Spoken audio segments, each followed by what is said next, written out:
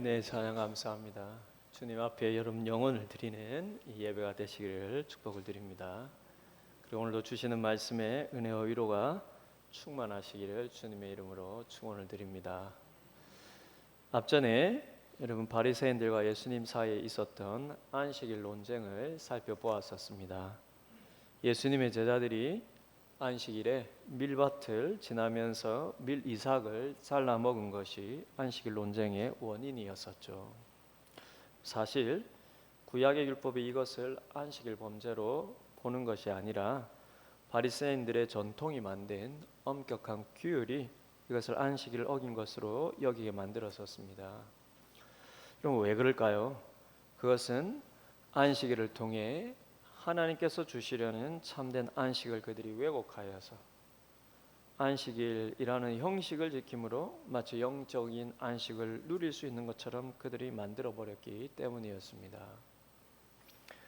그러나 하나님께서 안식일이라는 제도를 주신 것은 택한 이스라엘 백성들에게 영적으로나 육적인 면 모두에서 진짜 안식을 주시기 위하며, 더 분명히 말하자면 영육 간의 참된 안식은 오직 하나님으로부터만 오는 것임을 깨닫고 계속해서 기억하게 하시기 위한 수단으로 주신 것이 안식일이라는 제도였다는 것입니다.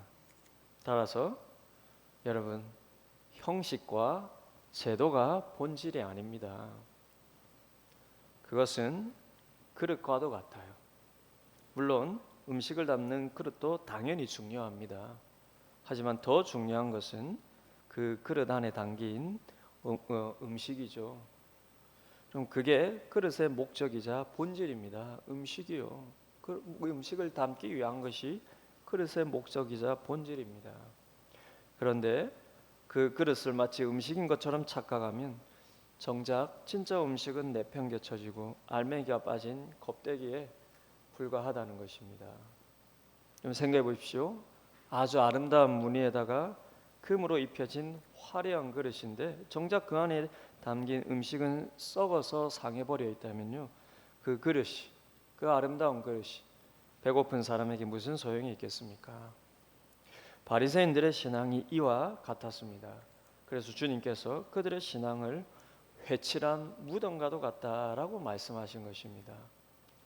그러면 이스라엘의 무덤은 주로 자연산 동굴이나 혹은 바위를 파서 만든 굴에 시신을 안치하는 것이었는데, 특별히 부자들은 그 동굴 겉을 하얀 석회를 발라서 아름답게 꾸몄다고 합니다. 그러니 겉은 하얗게 아름다운데요, 그 속에는 썩은 시체가 있는 것이죠. 바리새인들의 신앙이 이처럼 형식과 제도는 매우 아름답고 훌륭해 보이지만 정작 하나님께서 주시려는 신앙의 본질은 없는 왜곡된 신앙이었다라는 것입니다. 그러면 안식일이라는 형식과 제도가 그 대표적인 예입니다. 안식일이라는 제도가 본질이 아니죠. 중요한 것은 안식 그 자체이죠. 안식일이라는 제도가 본질이 아니라 그것을 통해서 하나님 주시려는 안식 그 자체가 본질이죠. 안식이라는 진짜 영적인 음식을 우리가 찾고 먹을 수 있도록 그것을 담은 그릇과도 같이 하나님께서 주신 것입니다. 하지만 오랫동안 종교적인 규율에 집착한 사람들은 이 그릇을 마치 음식처럼 착각해 왔던 것입니다.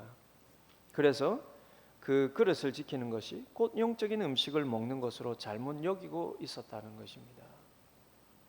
그런데 이 안식이라는 주제는 마치 구원과도 한 쌍을 이룰 정도로 너무나 중요한 신앙적인 주제였습니다.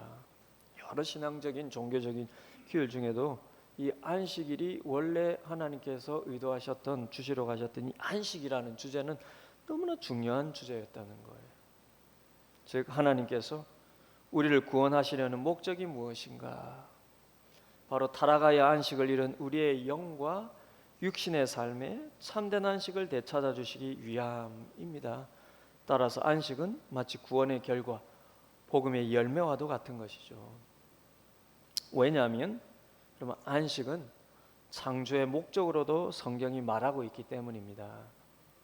오래전에 오후 예배 때 구속사 시리즈에서도 한번 말씀을 드린 기억이 있는데요. 그러면 안식이라는 히브리어 단어가 일곱 혹은 일곱 번째라고 하는 히브리어 숫자와 아주 비슷한 어근을 가지고 있습니다. 발음으로 비슷해요. 그래서 창세기 2장 2절을 보시면 이 비슷한 두 단어가 동시에 나오는데, 하나님께서 6일 동안의 창조를 마치시고 일곱 번째 날에 안식하셨다라고 말씀을 하시죠. 여기서 일곱째 날에 안식하셨다, 이 두 단어, 일곱째와 안식하셨다, 이 두 단어가 비슷한 발음으로 나오고 있습니다. 따라서 여러분, 이 안식의 본질을 이해하기 위해서는요, 성경에서 이 안식이라는 단어가 제일 먼저 사용된 것이 실은 사람에게가 아니라 하나님 그분이었다라는 사실을 우리가 알아야 하는 것입니다. 즉 하나님이 사람을 만드시고요, 사람과의 관계를 이루셨을 때 제일 먼저 안식을 누린 것은 사람이 아닌 하나님 그분이셨다는 거예요. 바로 거기서부터 곧 하나님께서 느끼신 이 안식으로부터 그분이 만든 세상, 특별히 사람의 안식이라는 것이 무엇인지가 결정이 되었다는 것입니다. 여러분, 이것이 천지 창조가 완성된 후에 곧 맨 마지막으로 사람을 만드신 후에 하나님께서 보여주신 창조의 목적입니다. 그분이 누리신 안식, 그것을 사람도 누리게 하시려는 것, 그것이 창조의 목적이라는 거예요.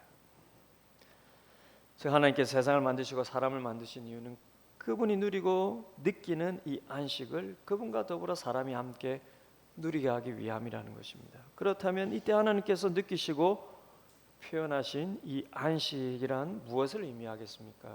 그럼 이것이 중요한 핵심이겠죠. 하나님이 안식하셨다는 그 안식이 무엇인가? 그 본질이 무엇인가?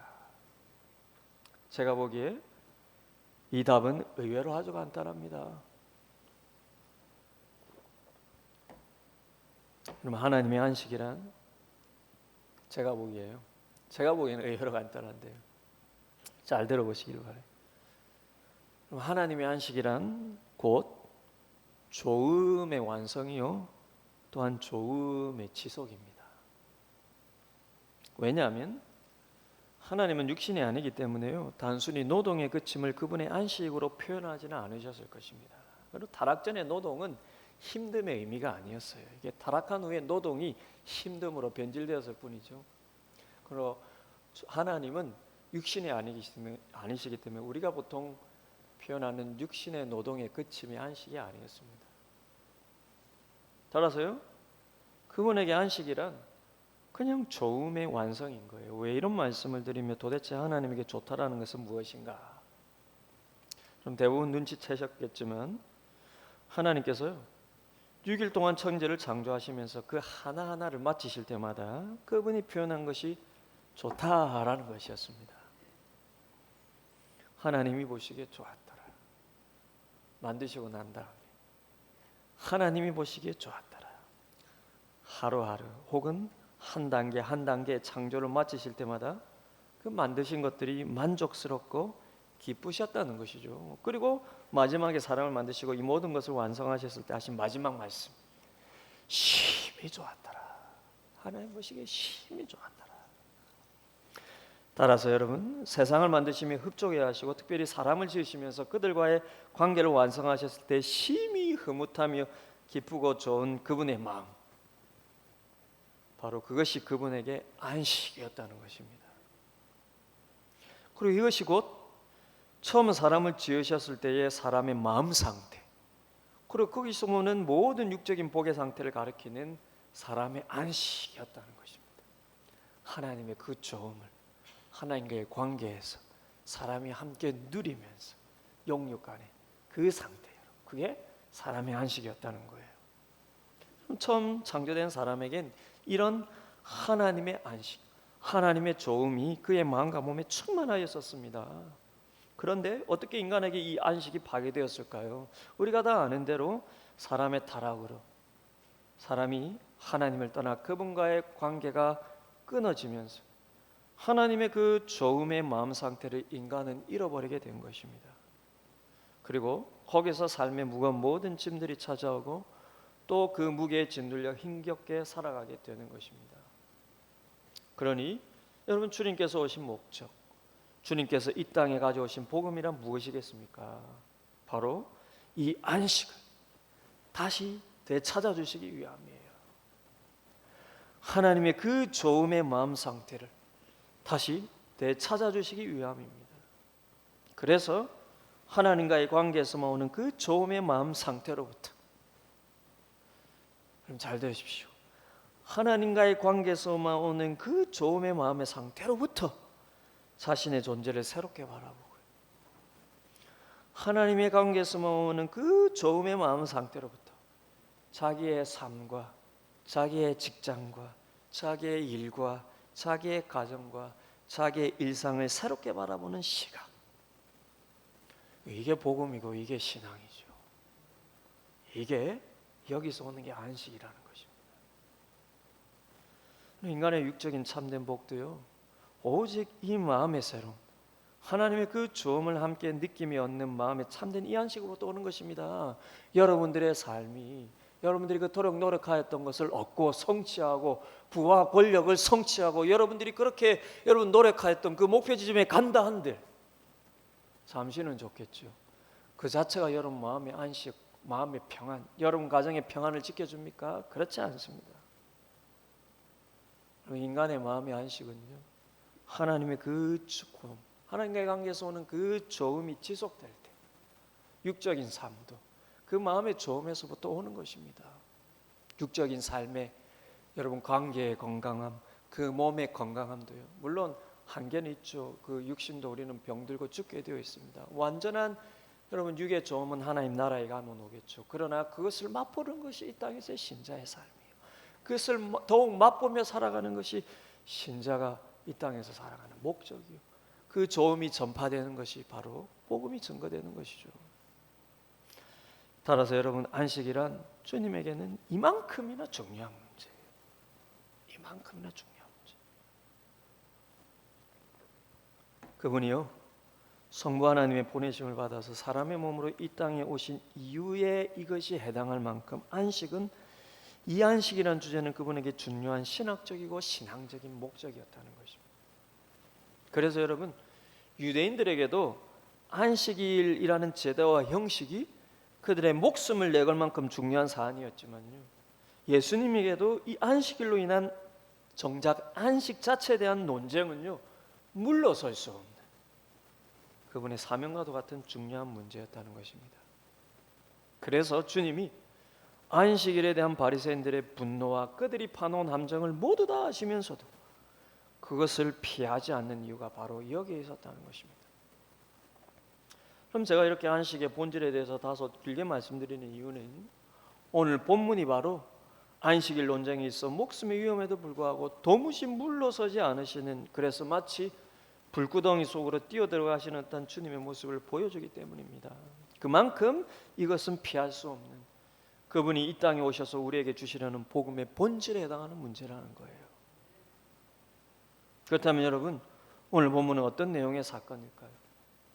마가가 그러면 앞전에 안식일 밀밭 사건 다음으로 곧바로 이어서 기록하는 오늘 본문의 사건은 보다 더 심각한 안식일 논쟁으로 들어가는 사건입니다. 연결되어 있어요. 이른바 안식일 논쟁 2편, 안식일 논쟁 2라고 하면 될까요? 여러분, 앞전에도 밀밭 사건, 그 안식일 때 밀밭 사건이요, 앞전에도 말씀드렸듯이 이 안식일은 유대인들을 비유대인 이방인들과 구분시켜주는 유대인들의 민족적인 정체성이자 그들의 종교적인 선민사상의 핵심적인 요소로 여겨지고 있었습니다. 우리는 안식일이 있고 우리는 안식일을 지키기 때문에 우리는 하나님의 택한 백성이고, 너희는 안식일이 없고 안식일을 지키는 제도가 없으니 너희는 하나님께 버림받은 자들이야. 그렇기 때문에 여러분, 그들의 전통에 의해 수립된 세부적인 안식일 준수 규정은 그들에게 그만큼이나 예민하고 민감했던 문제였습니다. 그런데 흥미로운 점은요, 앞전에 있었던 안식일 논쟁 1편 1에는 바리새인들이 예수님께 와서 논쟁을 붙인 것이었거든요. 제자들이 안식일날 밀밭을 지나가면서 그 밀 이삭을 따서 먹지 않습니까? 그걸로 인해서 바리새인들이 예수님께 와서 안식일에 이런 일을 할 수 있습니까? 안식일을 어긴 게 아닙니까? 이 중요한 안식일을 어긴 게 아닙니까? 이렇게 논쟁을 붙이지 않았습니까? 하지만 오늘 본문의 안식일 논쟁 2는요, 반대로 예수님께서 그들에게 찾아가셔서 안식일 논쟁을 불러일으킨 사건입니다. 그러니 여러분, 불구덩이 속으로 들어가셨다는 것이죠. 그럼 본문을 보시겠습니까? 1절에 의하면 예수께서 다시 회당에 들어가셨다라고 기록되어 있습니다. 아마 이 회당은 틀림없이 가버나움 회당이겠죠. 지금 모든 일들이 이곳에서 일어나고 있으니까요. 하지만 마가복음 1장 21절 이하에서 기억나시죠? 예수님께서 맨 처음 가버나움 회당에 들어가셔서 하나님 말씀을 전하시며 귀신 들린 자를 치유하셨을 때와는 지금 엄청나게 다른 상황 가운데 있는 것입니다.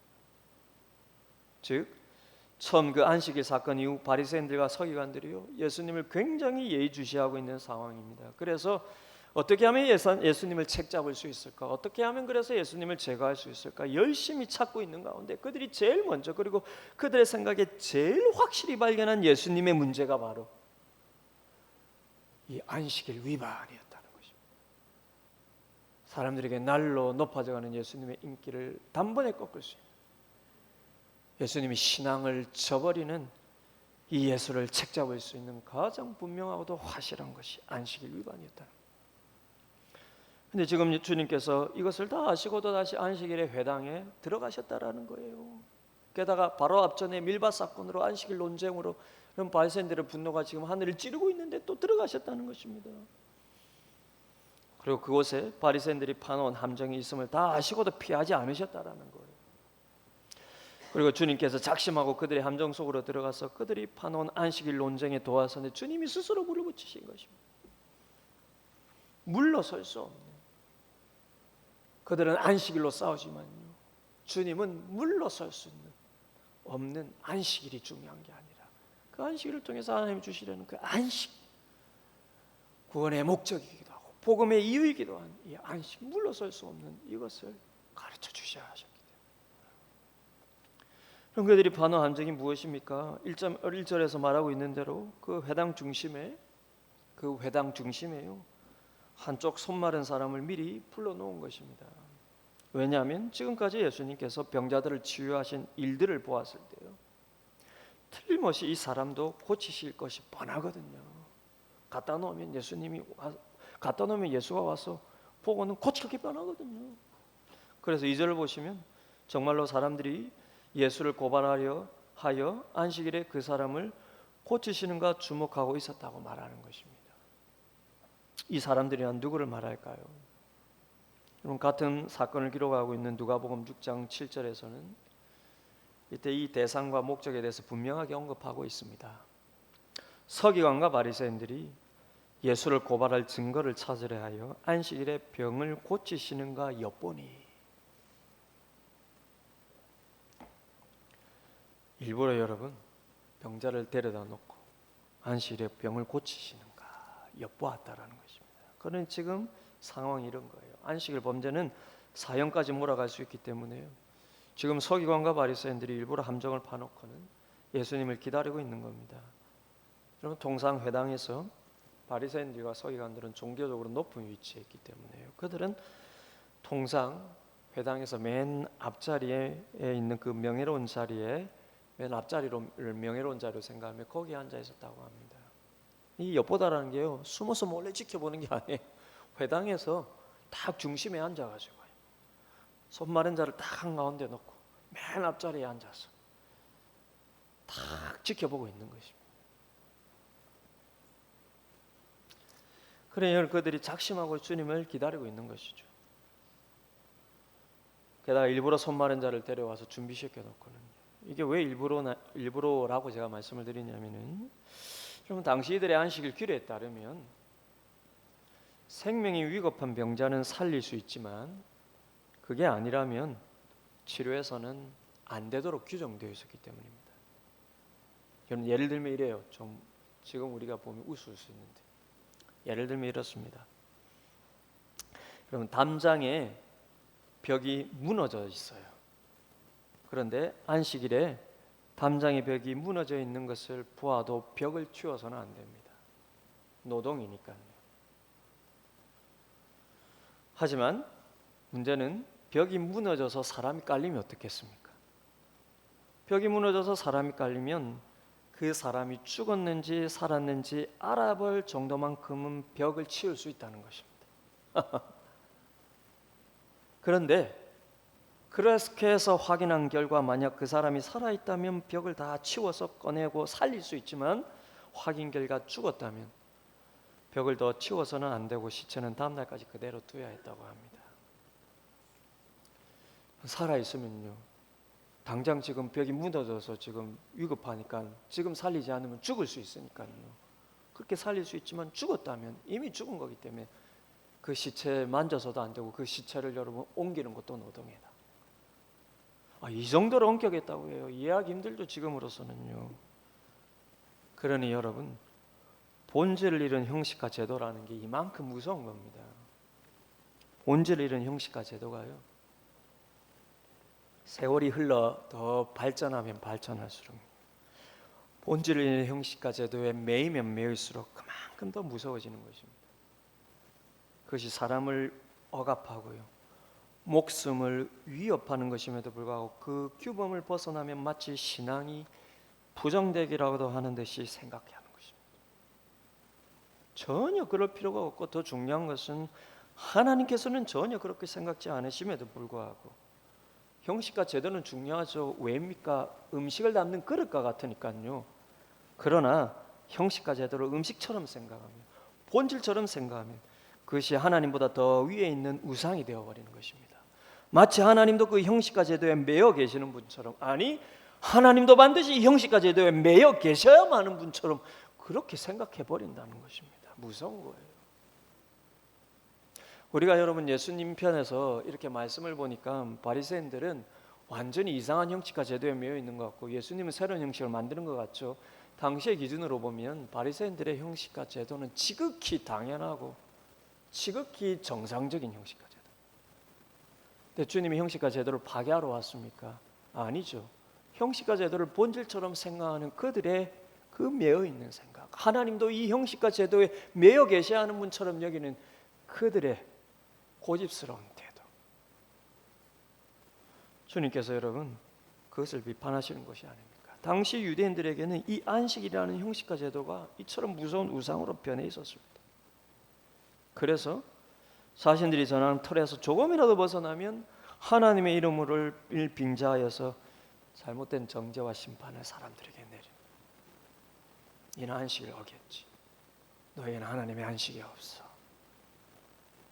이렇게 판단하는. 나는 안식을 지켰지. 나에게는 하나님의 안식이 있어. 너는 안식을 안 지켰지. 너에게는 하나님의 안식이 없어. 그럼 지금 주님에게는요, 지금 이들이 주님에게도 그런 혐의를 씌우려 하는 거예요. 너는 하나님의 안식이 없어. 네가 가르치는 것도 하나님의 안식을 가르치는 게 아니야. 그래서 이 상황이 어떻게 예수님께 파놓은 함정이 되느냐면, 이 손 마른 자는 지금 당장 생명이 위급한 환자는 아니기 때문입니다.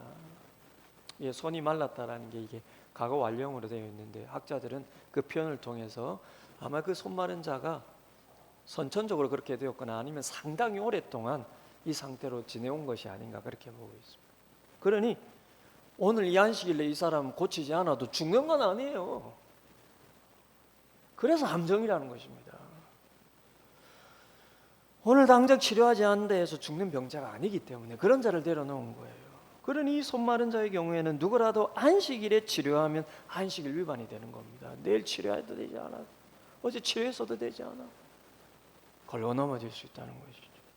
그렇기 때문에 지금 이런 환자를 일부러 안식일에 불러다 데려놓은 겁니다. 그리고는 바리새인들이 회당 맨 앞에 앉아서 예수님을 기다리고 있는 거예요. 그런데 이 모든 상황과 의도를 주님께서 다 아시고도 일부러 안식일에 회당에 들어오셨다는 것입니다. 그럼 오늘 마가복음에 마가는 기록하고 있지 않지만 누가는 분명히 이렇게 언급합니다. 예수께서 그들의 생각을 아시고 손 마른 자에게 이르시되 일어나 한가운데 서라 하시니 그가 일어나서거늘.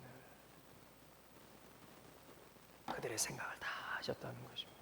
여러분 이런 배경을 아시고 오늘 본문을 보시면요, 지금 이게 얼마나 긴장된 상황인지 모릅니다.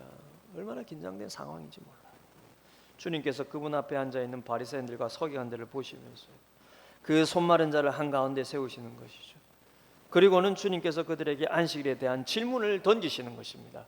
그들이 예수님을 유인했지만 예수님은 아이고 모르고 우연히 왔네, 그렇게 안식일 논쟁투가 일어난 게 아니라 그들이 반원함정이지만 예수님은 다 아시고 일부러 들어와서 이제는 주님께서 안식일 논쟁의 질문을 던지시는 것입니다. 그들은 율법 위반을 체크하기 위해서 원래 그것을 마음으로 체크하고 있지만 이들을 다 아시고도 주님 들어와셔서요, 주님이 질문을 던지시는 것입니다. 안식일 논쟁 1에서는 그들이 찾아와서 예수님에게 어떻게 안식일을 이렇게 할 수 있습니까? 이랬는데 지금은 주님이 아시고 들어와셔서 그들의 마음의 의도와 생각을 아시고 4절에 보시면 이렇게 주님께서 질문을 던지시는 것이죠. 그들에게 이르시되 안식일에 선을 행하는 것과 악을 행하는 것, 생명을 구하는 것과 죽이는 것, 어느 것이 옳으냐 하시니 그들이 잠잠하거든. 여러분 지금 작심하고 예수님을 고발할 증거를 찾으러 온 바리새인들에게 주님께서 어떻게 그들이 대답할 수 없는 논리로 질문을 던지십니까? 그들의 안식일 논리란 고작 이 행동이 안식일을 지키는 것이냐 어기는 것이냐 이거거든요. 그래서 생명이 위협한 경우도 아닌 환자를 치유하는 것이 안식일 준수에 옳은가 그런가 이 논리를 가지고 주님과 논쟁하려고 기다리고 있었던 것이거든요. 그런데 주님께서는 이것이 왜 안식일을 어기는 것인가, 왜 안식일을 어기는 것이 아닌가, 이 기준에서 말씀하시는 것이 아니라요, 전혀 다른 시각과 관점으로 안식일 문제를 꺼내고 계시다는 것입니다. 그래서 그들이 할 말이 없는 거예요. 뭐라고 말할지 미리 준비하지 못했으니까요. 그것이 무엇입니까? 이 행동이 안식일을 지키는 것에 옳은 것인가 그런 것인가 아니라 안식일에 선을 행하는 것과 악을 행하는 것, 그 선과 악의 관점으로 안식일 문제를 제기하시는 것입니다.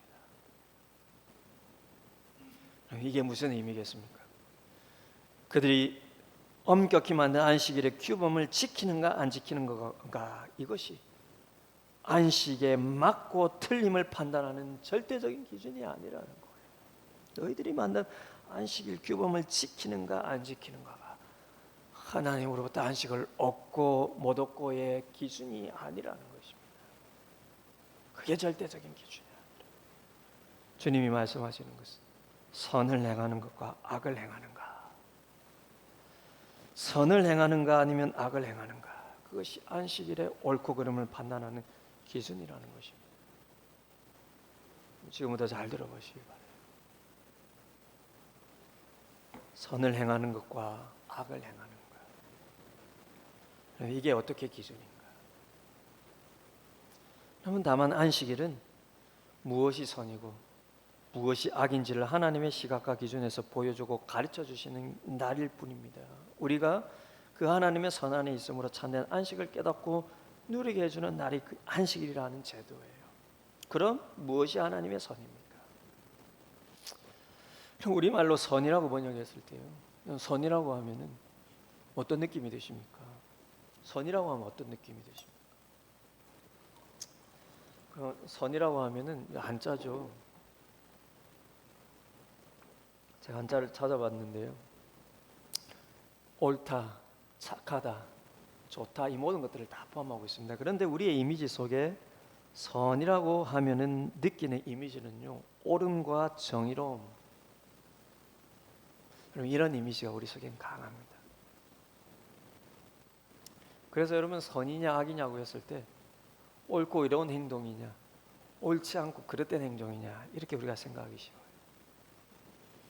더 나아가서 착한 행동을 떠올리기도 하죠. 그래서 상당히 도덕적인 이미지로 올바른 행동을 뜻하는 것으로 우리는 이 선이라는 것을 그렇게 마음으로 느끼고 있습니다. 그러나 그럼 헬라어상으로 이 단어는요, 좋다라는 뜻을 가지고 있습니다. 그래서 여러분들이 가지고 계신 영어 성경을 보면요, 언어 번역의 영어 성경이든 대부분 제가 가지고 세 개를 비교해 봤는데 여러분 대부분 가지고 있는 NIV나 킹 제임스 버전이나 다른 한 군데 영어 성경을 봤는데요. 다 영어로는 굿이라고 번역하고 있습니다. 굿을 행하느냐, 악을 행하느냐. 그러니 여러분 이 안식일 논쟁에서 주님께서 말씀하시는 선을 행하는 것, 즉 좋음을 행하는 것이란 하나님께서 세상을 창조하시면서 좋다, 좋다, 심히 좋다라고 말씀하시면서 그분 스스로가 안식하신 것을 떠올리게 한다는 것입니다.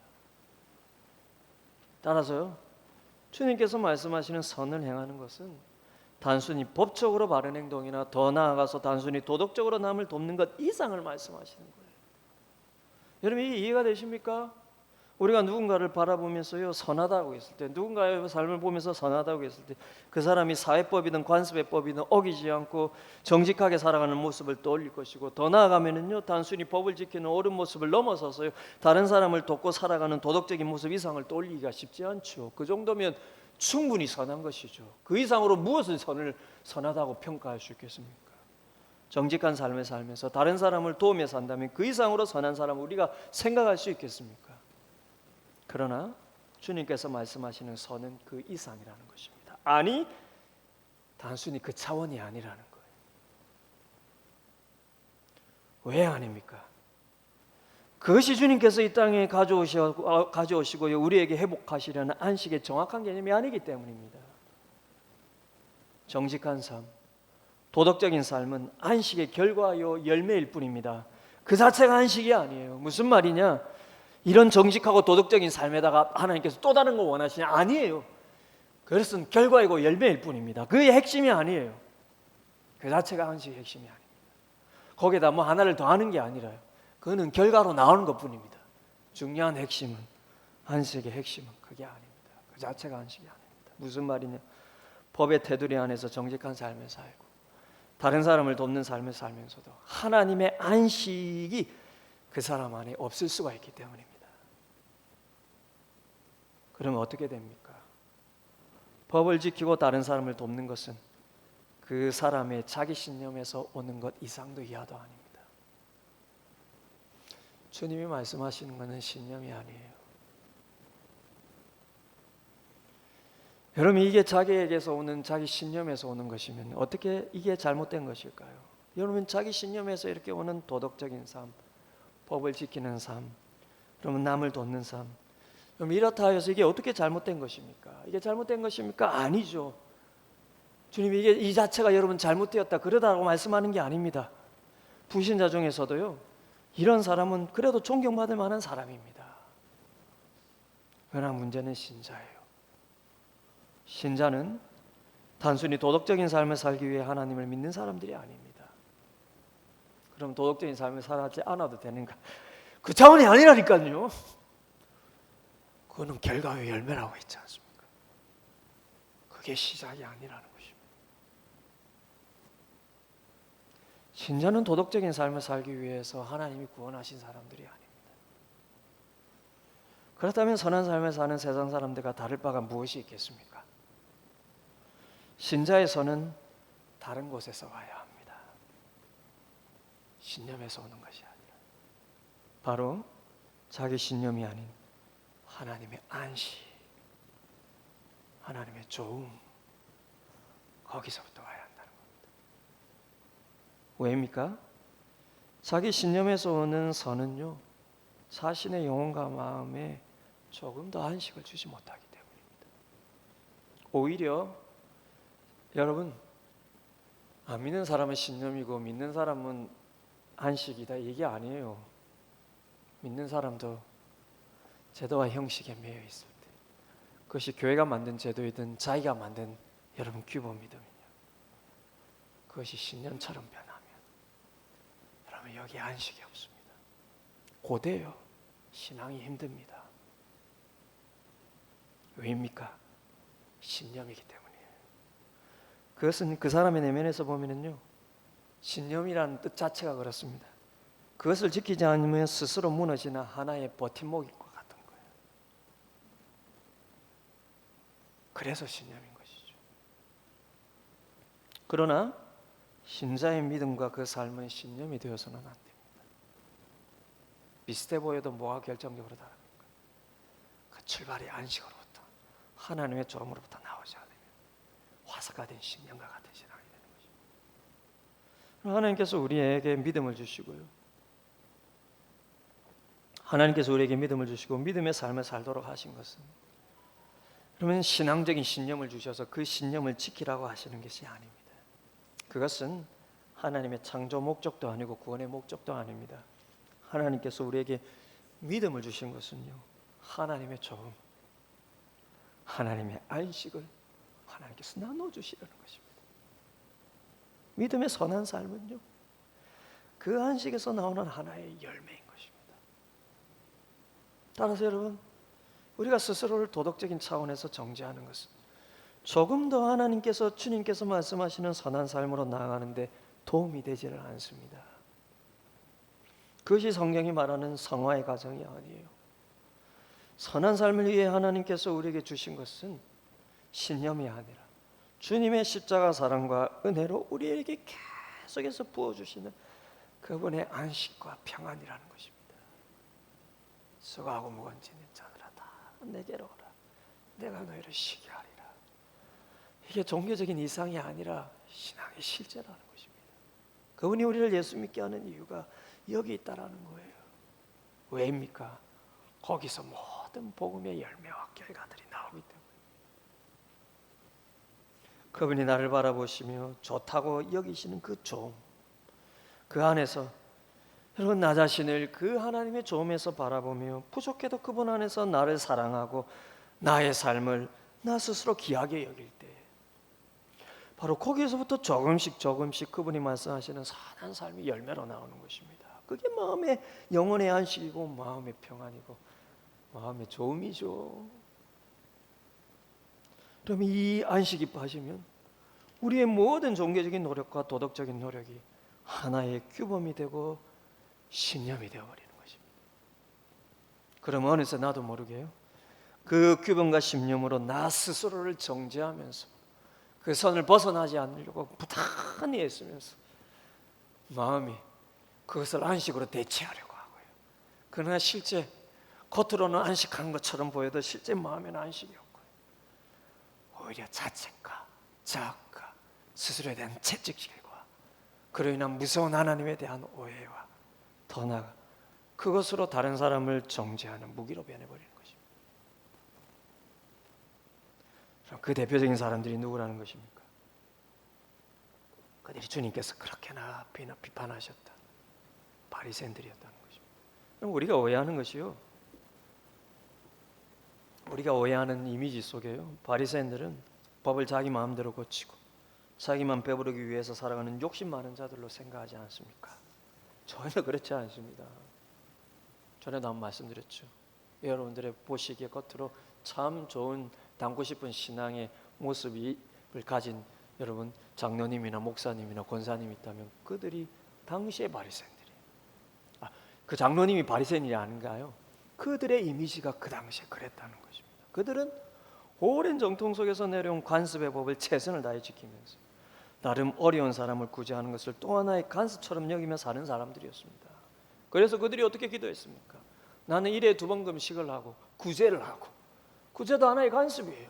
그들은 도덕적인 삶을 하나의 간섭으로 그렇게 잘 지키면서 살았습니다. 그런데 주님께서 이 보시기에 무엇이 문제라는 것입니까? 그들은 그런 행동을 신념으로 여기며 그것을 곧 안식으로 대체했다는 것입니다. 그로 인해 그런 행동이 부족한 사람들은 하나님의 안식을 받을 수 없는 사람으로 여겨버렸다는 것입니다. 그래서 선을 하나님의 조음에서 찾지 않고요, 세월이 지나면 지날수록, 그리고 그들의 이 신념이, 신앙적인 신념이 화석화되면 될수록 그들이 만든 법적인 규범의 테두리, 그들이 만든 도덕적인 규범의 테두리 안으로 이 안식을 자꾸 끌어내렸다는 것입니다. 그래서 주님께서 말씀하시는 게 무엇입니까? 너희만 죽이는 것이 아니라 다른 사람들도 죽음의 길로 인도하는 자라. 그리고 주님이 말씀하신 게 뭡니까? 그게 안식이 아니라는 것입니다. 안식은 하나님의 조음을 회복하는 것이지 너희의 신념을 지키는 것이 아니라는 것입니다. 그럼 하나님께서 사람을 만드시고, 하나님이 사람을 만드셨을 때요, 그럼 그 마음을 우리가 어떻게 알 수 있습니까? 여러분들이 여러분들의 자녀를 낳고 그 자녀를 품에 안았을 때 그 좋음이요. 물론 여자분들은 애 낳았을 때 그 고통에 보기도 싫지 그런 마음이 잠시 들 수 있죠. 육신이 어려우니까요. 그럼 여인의 그 산통도 여러분 죄의 결과지 않습니까? 그러면 자녀를 낳는 그 자녀를 낳는 게 죄의 결과가 아니라 그 자녀를 낳을 때의 그 고통이 여러분 죄의 결과이죠. 그럼 그 산통 속에서 잠시 그런 그 부모가 자녀를 향한 마음을 그 고통 속에 잠시 잃을 수는 있지만 곧 이내 그 아이를 안았을 때 그 말로 표현할 수 없는 그 좋음이요. 좀 시간이 지날수록 부모를 힘들게 할 때는 막 그 좋음이 좀 우리 살아간 인생이니까 사라지기도 하지만 그럼에도 불구하고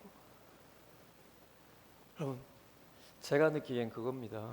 이 하나님의 마음이 가장 감정적으로 분명하게 느끼는 때가 아직 애들이 자라기 전에 막 났을 때의 그 좋음. 그럼 그들로부터는 이제 고통의 시간이 이제 지나지만 그 좋음. 부모가 그 어린 자녀를 바라볼 때 느끼는 그 마음처럼 하나님께서 우리를 보시면서 느끼시는 그 좋음의 마음, 그리고 거기서부터 그 좋은 마음으로 여러분, 그리고 거기서부터 나 자신을 바라보고 하나님의 그 좋음을 내가 함께 누리면서요, 나 자신만이 아니라 다른 사람을 긍휼의 눈으로 바라보는 마음, 그것이 안식이요, 신앙의 삶은 그 안식으로부터 나와야 한다는 것입니다. 여러분, 주님께서 이들에게 물으시는 거예요. 무엇이 좋음이고 무엇이 악함이냐는 것입니다. 너희의 종교적이고 도덕적인 신념에 묶여 정작 고통받는 사람을 데려놓고도 그에 대한 긍휼의 마음이 없고 오로지 너희의 그 신념으로 사람을 판단하고 정죄하려 한다. 그게 어떻게 하나님의 안식일 수 있느냐는 것입니다.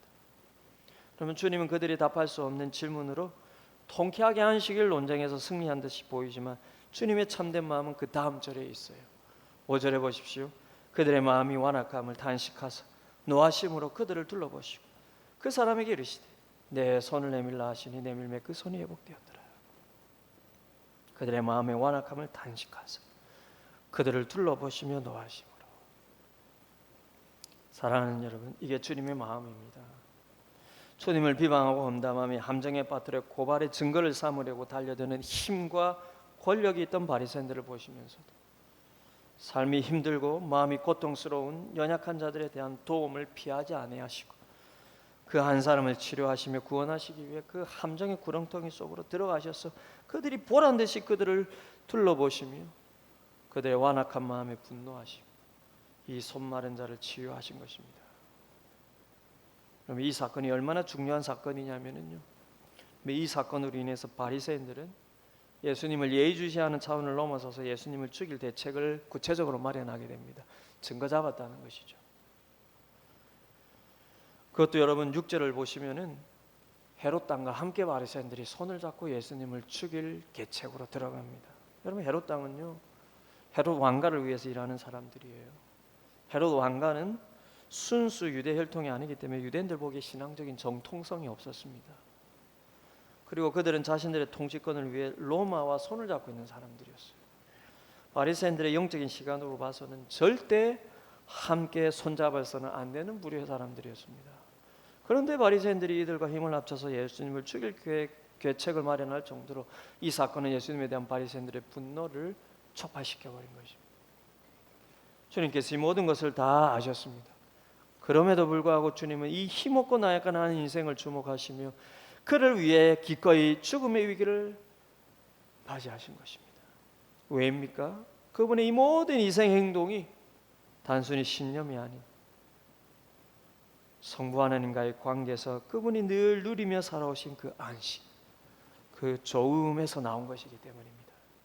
그래서 그분의 시각이 늘 아버지의 원대로, 아버지의 뜻대로 순종하는 것이었다는 것입니다.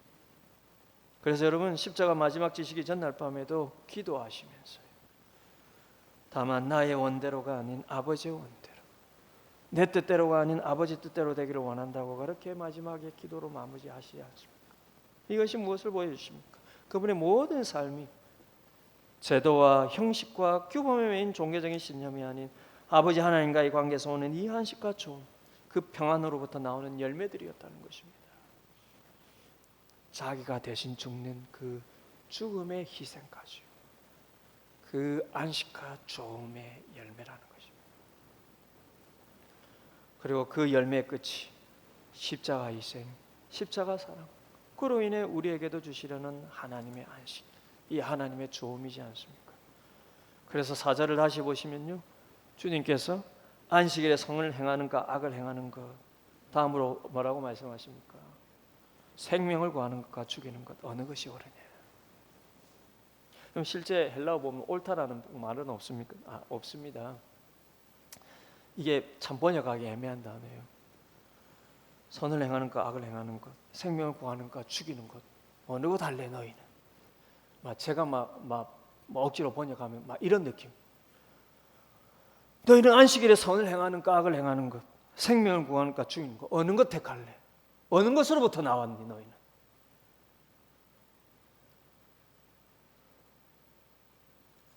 나는 이 땅에 진짜 안식의 선을 주기 위해서, 진짜 생명을 주기 위해서 이 땅에 왔고 내 삶은 그것을 선택한다는 거죠. 이건 상당히 의미 있는 말씀이요. 이 생명을 구하는 것, 죽이는 것, 이 다음번에 이 기준은 의도적인 말씀입니다. 그러면 생명을 구하는 것과 죽이는 것, 이 말씀은 안식일에 이 손 마른 자를 치유하시는 것과 상관이 없는 말씀이에요. 왜입니까? 안식일에 당장 이 손 마른 자를 치유하는 것은 생명을 살리고 죽이는 문제가 아니기 때문입니다. 이 사람 지금 치유한다 해서요, 죽고 사는 문제가 아니지 않습니까? 그래서 바리새인들이 이 자를 택해서 함정에 파놓은 거 아닙니까? 내일 살려도 되는 사람이지 않습니까? 그러니 주님은 바리새인들의 이 종교적인 신념에서 나오는 타인에 대한 참된 긍휼 없는 이 악한 마음에 분노하시면서 주님이 진짜 오신 것은 육신의 생명이 아니라 너희들의 영의 생명, 영의 안식, 영의 조, 하나님과에서 오는 그 진짜 생명의 조, 그걸 주기 위해서 내가 왔다라는 것입니다. 그래서 우리에게 하나님의 조, 영의 생명의 증거인 이 참된 안식을 우리 심령에 주님께서 이 말씀을 통해서 오늘도 우리에게 주시는 것입니다. 그러니 사랑하는 여러분, 오늘도 우리가 안식일을요, 십자가의 은혜로 완성하신 이 주일에 와서 예배를 드리고, 그리고 또 온라인으로 예배를 드리면서요, 우리가 무엇을 확인하며 무엇을 얻고 가야 하겠습니까? 종교적인 규범을 완수했다는 내 신념의 확인입니까? 아니면 신앙적인 의무를 완수했다는 나의 종교적인 확신입니까? 그래서는 안 됩니다. 바리새인처럼 그런 것으로 안심하려 한다면 그것은 정작 내 삶의 실제에서 내 마음을 조금 더 위로하지 못할 뿐만 아니라 다른 사람에게도 참된 영의 안식과 하나님의 조음의 그 진짜를 증거할 수도 없는 삶입니다. 여러분, 예수 천국 아무리 입으로 말해보십시오. 여러분 마음의 진짜 안식과 그 조음을 여러분 삶에서 누리는 것이 아니라 무엇으로 여러분들이 전하는 그 복음의 안식을, 그 전함을 받는 사람이 깨달을 수 있겠습니까? 물론 그렇게 와서는요, 와서 하나님의 말씀과 성경이 주시는 그 마음을 실제 그 사람은 깨달을 수가 있겠죠. 그러나 여러분, 입으로 예수를 증거한다 한다, 내 삶의 안식을 누리지 못한다, 그 복음이 정작 나에게는 무슨 소용이 있습니까? 여러분, 우리가 전하는 십자가 사랑은요, 다른 사람으로 하여금 기독교의 제도와 규범에 참여하는 교인을 만들려는 게 아닙니다. 절대 그렇지 않습니다. 우리가 여러분 전하는 십자가 사랑은 실제 이 영의 생명, 마음의 안식, 그리고 그로부터 오는 삶의 모든 조음을 하나님 모르는 그 사람으로 하여금 그것을 함께 누리게 하기 위함인 것입니다. 그러니 여러분 예배 자리로 오실 때마다, 여러분이 기도의 자리로 가실 때마다, 여러분들이 정한 종교적인 규칙과 규범의 자리로 가실 때마다, 그 자체가 잘못된 게 아니라요, 그럴 때마다 주님께서 주시는 그 영의 안식, 마음의 평안, 하나님의 그 조음을 늘 간구하시길 바랍니다. 진짜 음식을 구하시길 바라요. 진짜 음식이 무엇인지를 여러분들 하나님 앞에서 찾고 그 음식을 맛보기를 구하시길 바랍니다. 여러분, 바리새인들이 왜 그 음식은 상하여 썩어버려도 그 그릇에 매여 있습니까? 음식은 늘 싱싱해야 하거든요. 음식이 늘 싱싱해야 하기 위해서는요, 그 음식에 집중해야 합니다. 그 음식은 아무리 오늘 싱싱하고 맛있어도 내일 되면 상하는 것입니다. 음식은 새롭게 여러분 늘 새롭게 맛봐야 하는 거예요. 근데 그릇은 그렇지 않아요. 그릇은 딱 한번 만들어 놓으면요, 신경 쓸 필요가 없습니다. 그 그릇을 보기만, 그 그릇을 가지고만 있으면요, 나의 영은 싱싱한 것처럼 착각하는데 딱 좋아요. 그런 것 같지요. 진짜 음식은 늘 새롭게 맛봐야 하는 것입니다. 그럼 구원은 우리에게 주셔서 완성된 것입니다. 근데 그 구원이, 그 복음이 주는 여러분 영의 안식, 그 마음의 좋음은요, 늘 신선하게 맛보아야 하는 거예요. 그것은 규범과 제도가 주는 게 아닙니다. 규범과 제도는요, 그것을 맛볼 수 있는 그릇이에요. 우리가 그 그릇을 찾아서 그 안에 음식을 찾을 수 있도록 하나님께서 주신 것뿐입니다. 그 안에서 진짜 좋음은 늘 하나님과의 관계에서 맛봐야 하고요, 그 관계를 통해서 여러분 가정에서, 여러분 부부시간에, 여러분 자녀들과 늘 좋음을 그 안에서 맛보아야 하고요, 하나님과의 그 관계의 좋음이 여러분 가정에서, 여러분 성도, 우리 성도들 사이에서 그 관계에 있어서 늘 맛보아야, 그게 싱싱하고 살아있는 생명의 여러분 영이 되고 생명의 주님의 몸이 되는 것입니다. 그러니 여러분 진짜 영의 음식인 이 안식과 평안, 그 하나님의 좋음을 여러분 그릇을 예배 그릇이든 기도의 그릇이든 여러분 그 안에서 늘 이 진짜 음식을 찾으시고 간구하시고, 그래서 여러분 신자로 살면 살수록 십자가 사랑과 은혜의 깊은 맛들을, 이거 여러분 진짜 깊은 맛이에요. 여러분 예수 처음 믿어서 야 이제 죽어서 구원받고 영원한 천국에 간다, 요거는 여러분 시작의 맛입니다. 왜 하나님이 신자로 우리의 인생을 때로는 육신적으로 보면 고달파 보이기도 하는 이 인생을 살게 하십니까? 이 숨어있는 십자가의 사랑과 은혜의 진짜 깊고도 풍부한 맛을요 맛보여 주시기 위함입니다. 여러분 예수 믿고 이제 천국 간다 해서 여러분 십자가 사랑과 은혜의 맛을 다 보았다고 오해하지 마십시오. 그것은 진짜 맛을 보기 위한 시작의 맛일 것 같습니다. 진짜 맛을 보시고요, 그 맛을 깊이 느끼시고요, 너무 맛있어서 내 옆 사람에게도 주고 싶고 하시고요, 그래서 그것이 흘러넘쳐서 주는 그것을 늘 그렇게 새롭게 누려가시고 그런 선한 영향을 미치시는 여러분들이 다 되시기를 주님의 이름으로 축복을 드립니다. 우리는 말씀을 생각하면서 기도했으면 좋겠습니다. 여러분 우리는 그릇을 늘 보면서 맛있다고 착각합니까? 아니면 그 속에 담긴 진짜 복음의 음식, 하나님의 안식, 영의 좋음, 하나님이 우리를 만드시고 그렇게 주님이 좋아하셨다는 그 좋음, 우리의 삶 속에 예수님을 믿고 예수님이 주신 여러분 예배라는 이 그릇, 기도라는 그 그릇을 통해서 정작 그 안에 담긴 이 좋음의 여러분 좋은 음식은 얼마나 새롭게 늘 먹고 있습니까?